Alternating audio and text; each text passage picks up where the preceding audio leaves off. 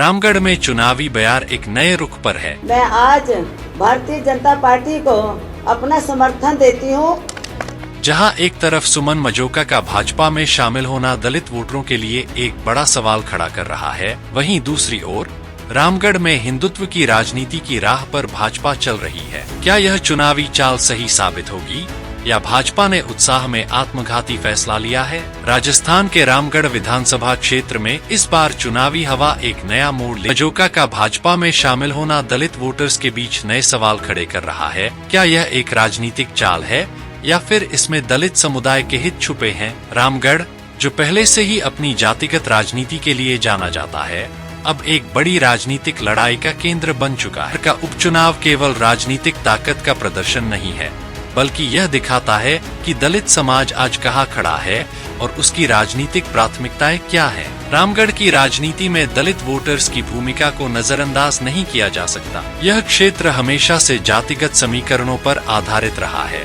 और यहाँ दलित मतदाता निर्णायक भूमिका निभाते आए हैं। यहाँ दलित चुनाव में सत्ता का संतुलन बदल सकता है, लेकिन क्या वे सुमन मजोका के भाजपा में जाने के बाद उनके साथ रहेंगे या फिर वे किसी और पार्टी का समर्थन करेंगे? इस चुनाव में एक बड़ा मोड़ तब आया जब असपा की उम्मीदवार सुमन मजोका ने भाजपा में शामिल होने का निर्णय लिया। यह कदम चौंकाने वाला था, क्योंकि सुमन मजोका को दलित समुदाय का प्रतिनिधि माना जाता था। वह आजाद समाज पार्टी की ओर से मैदान में उतरी थीं, जो दलित अधिकारों के लिए एक महत्वपूर्ण आवाज बन रही थी। लेकिन सुमन का भाजपा में शामिल होना रामगढ़ में राजनीतिक यह निर्णय भाजपा के लिए लाभकारी हो सकता है, लेकिन इससे दलित समाज में एक सवाल भी पैदा हुआ है।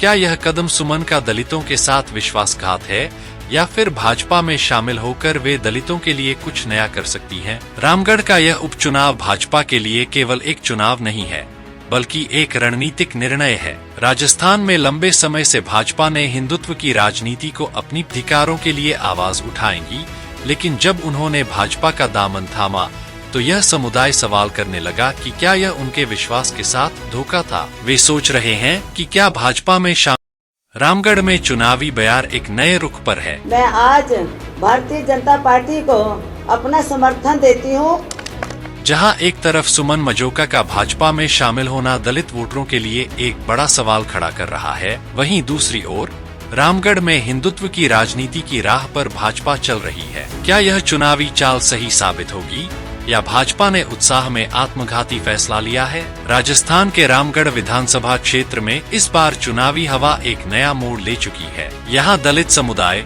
जो कि कुल मतदाताओं का करीब 21% है, इस उपचुनाव का सबसे महत्वपूर्ण वोट बैंक है। लेकिन सुमन मजोका का भाजपा में शामिल होना दलित वोटर्स के बीच नए सवाल खड़े कर रहा है। क्या यह एक राजनीतिक चाल है या फिर इसमें दलित समुदाय के हित छुपे हैं? रामगढ़, जो पहले से ही अपनी जातिगत राजनीति के लिए जाना जाता है, अब एक बड़ी राजनीतिक लड़ाई का केंद्र बन चुका है। यहाँ की राजनीति को समझने के लिए हमें जातिगत समीकरणों, हिंदुत्व की राजनीति और विभिन्न समुदायों के गठजोड़ों का गहराई से विश्लेषण करना होगा। इस बार का उपचुनाव केवल राजनीतिक ताकत का प्रदर्शन नहीं है, बल्कि यह दिखाता है कि दलित समाज आज कहाँ खड़ा है और उसकी राजनीतिक प्राथमिकताएं क्या हैं। रामगढ़ की राजनीति में दलित वोटर्स की भूमिका को नजरअंदाज नहीं किया जा सकता। यह क्षेत्र हमेशा से जातिगत समीकरणों पर आधारित रहा है और यहाँ दलित मतदाता निर्णायक भूमिका निभाते आए हैं। यहाँ दलित समुदाय करीब 55,300 की संख्या में है,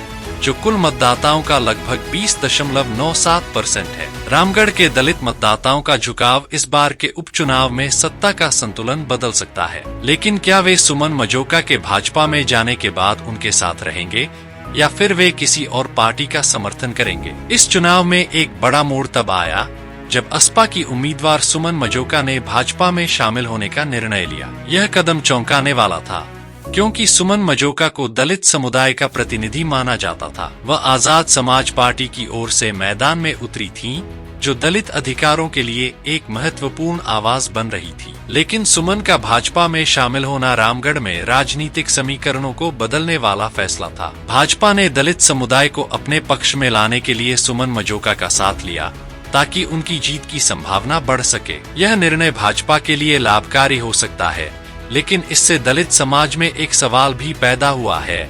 क्या यह कदम सुमन का दलितों के साथ विश्वासघात है या फिर भाजपा में शामिल होकर वे दलितों के लिए कुछ नया कर सकती हैं? रामगढ़ का यह उपचुनाव भाजपा के लिए केवल एक चुनाव नहीं है, बल्कि एक रणनीतिक निर्णय है। राजस्थान में लंबे समय से भाजपा ने हिंदुत्व की राजनीति को अपनी पहचान बनाया है। रामगढ़ विधानसभा को अक्सर हिंदुत्व की प्रयोगशाला कहा जाता है, जहां भाजपा का मुख्य उद्देश्य है हिंदू और दलित वोटरों को एक साथ लाकर मेव मुस्लिम वोटों का प्रभाव कम करना। इस क्षेत्र में मेव मुस्लिम समुदाय भी प्रभावशाली भूमिका निभाता है और उनके वोट भाजपा के खिलाफ जा सकते हैं। लेकिन भाजपा का मानना है कि यदि वे दलित और हिंदू वोटरों का समर्थन हासिल कर सकते हैं, तो वे मेव मुस्लिम वोटों के प्रभाव को कम कर सकते हैं। यह देखना दिलचस्प होगा कि भाजपा की यह रणनीति कितनी सफल होती है। रामगढ़ के दलित समुदाय में इस समय एक नई बेचैनी है। उन्होंने सुमन मजोका से उम्मीदें लगाई थीं कि वह उनके अधिकारों के लिए आवाज उठाएंगी, लेकिन जब उन्होंने भाजपा का दामन थामा तो यह समुदाय सवाल करने लगा कि क्या यह उनके विश्वास के साथ धोखा था। वे सोच रहे हैं कि क्या भाजपा में शामिल होकर सुमन अब भी उनके हितों का ध्यान रखेंगी, या फिर भाजपा के एजेंडा के तहत उनका यह मुद्दा कहीं दब जाएगा। रामगढ़ के इस उपचुनाव में एक और दिलचस्प पहलू है दलित और मेव मुस्लिम समुदायों का गठजोड़। मेव मुस्लिम समुदाय के वोट भाजपा के खिलाफ जाने की संभावना है। इन दो समुदायों के साथ आने से भाजपा के खिलाफ एक मजबूत गठबंधन बन सकता है। लेकिन क्या ये दोनों समुदाय अपने मतभेद भुलाकर एक साथ आ पाएंगे? क्या दलित मतदाता मेव मुस्लिमों के साथ अपने हितों के लिए गठबंधन करेंगे? यहाँ पर राजनीति में जाति, धर्म और वर्ग का समीकरण आपस में उलझता दिखाई दे रहा है। सुमन मजोका का भाजपा में जाना दलित वोटों के बिखराव को कम कर सकता है। पहले जहाँ दलित वोट असपा के पक्ष में जाने का विचार कर रहे थे, अब वे भाजपा की ओर जा सकते हैं। इससे भाजपा को एक स्थिर वोट बैंक मिलेगा और उनकी जीत की संभावना बढ़ सकती है। लेकिन क्या दलित समुदाय सुमन के इस निर्णय को सहजता से स्वीकार करेगा, या वे इसे अपने साथ धोखा मानेंगे? यह सवाल रामगढ़ के उपचुनाव के नतीजों को निर्णायक रूप में प्रभावित कर सकता है। अब बड़ा सवाल यह है कि रामगढ़ का दलित वोटर क्या निर्णय लेगा। क्या वह भाजपा के साथ जाएगा या अपने पुराने गठबंधन को बनाए रखेगा? यह उपचुनाव एक ऐसा चुनाव है जहां दलित समुदाय को अपनी राजनीतिक दिशा तय करनी होगी। उनका यह निर्णय न केवल रामगढ़ बल्कि पूरे राजस्थान की राजनीति को प्रभावित करेगा। अगर दलित वोटर भाजपा के साथ जाते हैं तो यह हिंदुत्व की राजनीति की एक नई सफलता होगी। लेकिन अगर वे मेव मुस्लिम समुदाय के साथ मिलकर भाजपा के खिलाफ एकजुट होते हैं तो यह भाजपा के लिए एक बड़ी चुनौती बन सकती है। दलित समाज को हमेशा से राजनीतिक रूप से उपेक्षित माना गया है, लेकिन रामगढ़ का यह उपचुनाव उनके लिए एक अवसर है जिसमें वे अपने वोट की ताकत को साबित कर सकते हैं। दलित मतदाताओं को यह तय करना है कि वे किसके साथ अपनी पहचान और अधिकार सुरक्षित महसूस करते हैं। यह चुनाव दलित समुदाय को यह तय करने का मौका देता है कि वे किस दिशा में जाना चाहते हैं। भाजपा की ओर से किए गए वादों को देखकर दलित समाज को सोचना होगा कि क्या वे वास्तव में उनके अधिकारों का समर्थन करेंगे या यह केवल राजनीतिक अवसर है। भाजपा का यह कदम सिर्फ एक चुनावी चाल नहीं है, यह एक बड़ी राजनीतिक रणनीति है जिसमें भाजपा दलित वोट बैंक को अपने पक्ष में लाने की कोशिश कर रही है। इस चुनाव में दलित समुदाय के हितों को देखना और समझना भाजपा के लिए महत्वपूर्ण है, क्योंकि यही समुदाय उनके जीतने या हारने का फैसला कर सकता है।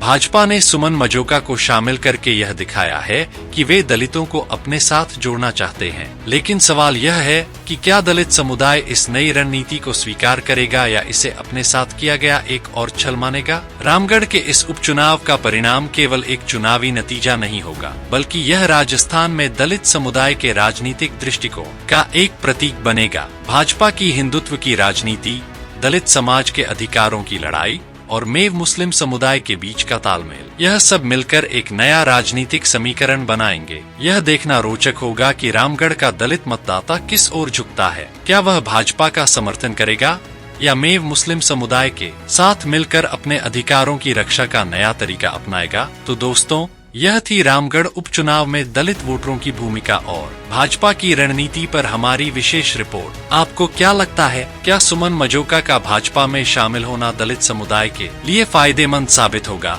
या यह उनके लिए एक छल है? कृपया अपने विचार हमें कमेंट बॉक्स में बताएं। अगर आपको यह वीडियो पसंद आया हो तो इसे लाइक, शेयर और हमारे चैनल को सब्सक्राइब करना न भूलें। फिर मिलेंगे एक और रोचक विषय के साथ, तब तक के लिए धन्यवाद।